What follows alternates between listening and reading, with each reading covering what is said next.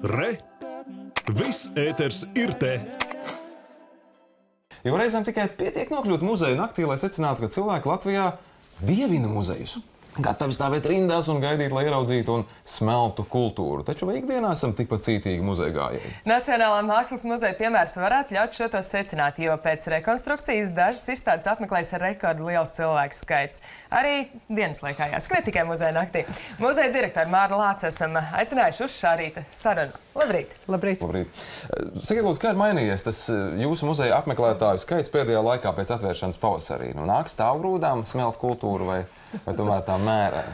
Es gribētu atsaukties uz to jūsu pieteikumu par muzeja nakti, un es nevarētu teikt, ka muzeja nakts ir tie mani mīļākie pasākumi, jo man reizēm ir tā kā nedaudz pat žēl tos cilvēkus muzeja naktī, jo tā ir tāda izskriešana cauri un, jāsaka godīgi, ļoti maz redzēšana.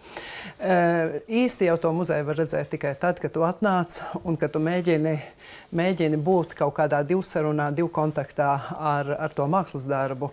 Un es tiešām gribētu atzīmēt to, ka pēc muzeja galvenās ēkas atvēršanas 4. maijā apmeklētāju interese ir patiesi ārkārtīgi liela. Mēs plānojam, ka tā būs liela, bet šobrīd pat tās mūsu plānus pārspēj šīs cerības. Galā tikt varat ar plūsmu? Galā varam tikt, reizēm ir zināmas, varbūt, teiksim, arī problēmas, bet varam tikt galā, ikdienā noteikti varam tikt galā.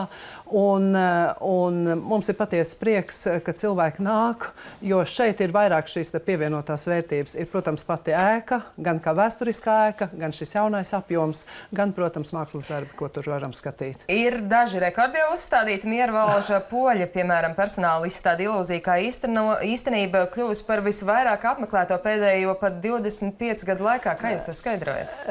Jā, es tomēr to skaidroju tādā veidā, ka pirmkārt, tas tomēr ir saistīts ar šīs muzeja ēkas atvēršanu pēc rekonstrukcijas, un to mēs nevaram noliegt. Man pat ir cilvēki, kuri ir teikuši, jums nevajadzēja Miervalža poļa izstādi taisīt ar atvēršanu vienlaicīgi. Es teicu, nē, tā bija mūsu speciālitāte iecer.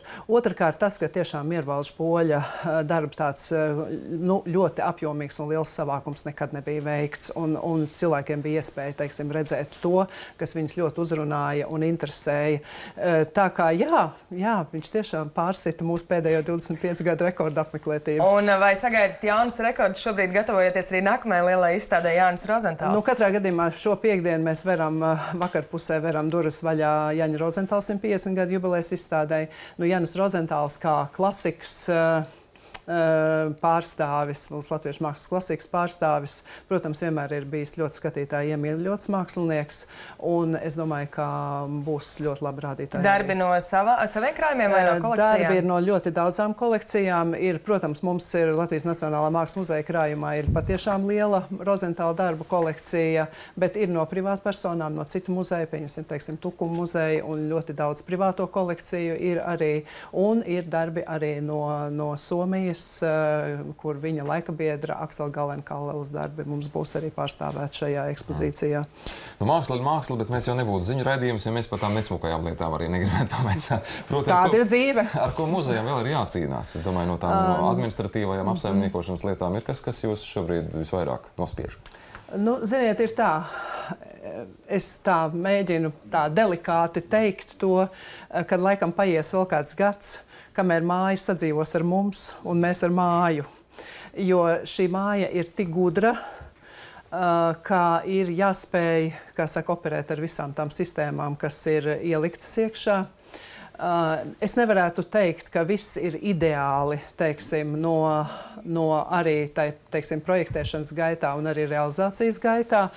Mēs tagad redzam, ka ik pa brīdim parādās arī šādas tādas problēmas. Ir kāds īpaši liels problēmas? Ir problēmas, teiksim, kas ir saistīts ar mikroklimata regulāciju, ja, kas mūs nepārāk apmierina. Kas ir ļoti būtiski kas ir tieši ārkārtīgi būtiski muzejam, bet es uzreiz varu teikt, ka pie šiem jautājumiem ļoti nopietni strādā strādā un ar to visu laiku nodarbojas. Tā kā es tur tiešām, tas ir uzmanības lokā šobrīd.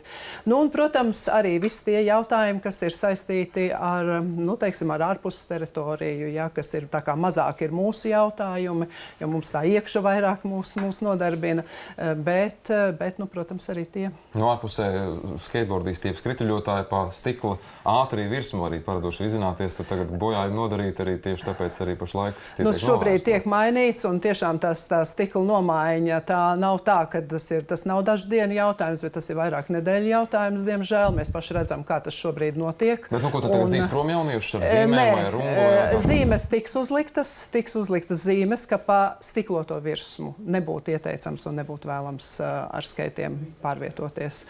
Bet skaitotājiem viss laukums citādāk, protams, ka ir pieejams, un tas pat ir ārkārtīgi skaisti, ka viņi tur darbojās. Muzeja rekonstrukcija tāds lielais mērķis, kas patiešām ir sasniegts, ja mēs tagad lūkojamies tālāk uz citiem lieliem, nopietniem, vērienīgiem mērķiem, tad būtiskākais, kas šobrīd ir? Redziet, mums ir tā, varbūt, ka te būtu jāsadala, kur ir, teiksim, tādi mērķi, kas ir saistīti atkal ar mūsu struktūru vienību infrastruktūru, un tad ir tie lielie saturiskie, jēgpilnie mērķi, teiksim tā, ja. Un tie saturiskie mērķi, protams, ir saistīti ar Latvijas valsts 100 gadi, ar tām programmām un iestrādēm un izstādēm, pie kurām mēs tagad sākam strādāt, un kas būs gan šeit uz vietas Latvijā, gan arī starptautiski mēs iziesim ar projektiem ārpusē. Bet tāds savukārt infrastruktūras jautājums, tas ir tas, man nodarbina izstāžu zāles arsenāls, teiksim, tehniskais stāvoklis, jo šī ēka, es gribētu teikt, acīm redzam mūsu priekšā šobrīd brūk. Un tas ir jautājums, kas man noteikti būs dienas kārtībā, bet tas ir saistīts arī ar ļoti nozīmīgu jautājumu, ar muzeja krātuvi kompleksu izveidi Pulkielā, pie kur strādā valsts nekustamie īpašumi un kur 18. augustā mēs ieliksim pamatakmeni. Bet arsenāls diezgan nopietni rūp, ņemot vērā tās apjomu. Arsenāls ir diezgan nopietni, mēs jau to redzam kaut vai ar neapbruņot acis, kā saka, ejot garām šai ēkai, kaut vai uz fasādu paskatoties. Izstāžu zāles brīnišķīgi vēl, kā saka, darbojās, bet fasāde, protams, nav pārāk pievilcīga. Kaut kā negribēs ar to skumjo beigt, varbūt kaut ko vēl iedvesmojoši. Tātad Jāņa Rozentāla izstāde jau šo piekdienu. Jāņa Rozentāla izstāde jau šo piekdienu no sestdienas atvērta apmeklētājiem, un izstāde, kur mākslinieks 19. gadsimta beigās, 20. gadsimta sākumā, liekot ļoti stabilus pamatus Latvijas nacionālajai kultūrai, lieka visiem domāt un sajust to, kāds spēks ir tai mūsu tautā un kādas gara vērtības šī mūsu tauta spēja radīt.